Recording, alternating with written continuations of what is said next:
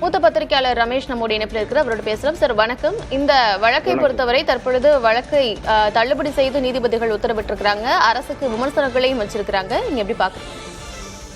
நிச்சயமாக தமிழக அரசுக்கு ஒரு உள்நோக்கம் இருந்தது என்பது நேற்றைய அவரது அந்த அரசாங்கத்தினுடைய செயல்பாட்டில் இருந்து தெரிகிறது. மாண்புமிகு நீதிபதி திரு GR சாமிநாதன் அவர்கள் திருப்பரங்குன்றம் மலையில் தீபம் ஏற்றுவதற்கு தகுந்த பாதுகாப்பு அளிப்பதற்காக CISI அவர்களையும் போக சொன்னார். ஆனால் அவசரமாக கலெக்டர் 144 போட்டார். இது அரசாங்கத்தினுடைய தீய நோக்கத்தை வெளிப்படுத்தியது. அங்கே தீபம் ஏற்றாமல் எப்படியாவது தடுக்க வேண்டும் என்கிற நோக்கத்தோடு அரசாங்கம் செயல்பட்டது. அது இந்துக்களுடைய மன உணர்வுகளோடு விளையாடுகிற செயல்.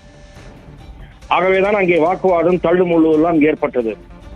இப்போது தமிழக அரசாங்கத்திற்கு 2 நீதிபதிகள் கொண்ட அமர்வு கண்டனம் தெரிவிக்கிற வகையில கருத்துக்களை தெரிவித்து மனுவை டிஸ்மிஸ் செய்திருக்கிறது. இப்போதாவது இந்த அரசுக்கு உரைக்குமா என்று தெரியவில்லை. ஆகவே அங்கே தீபம் ஏற்றுவதற்கு தடுக்க மேற்கொள்ளப்பட்ட முயற்சிகள் தீய நோக்கம் கொண்டவை. மாண்புமிகு நீதிபதிக்கே களங்கம் கற்பிக்க சிலர் முயற்சிக்கிறார்கள்.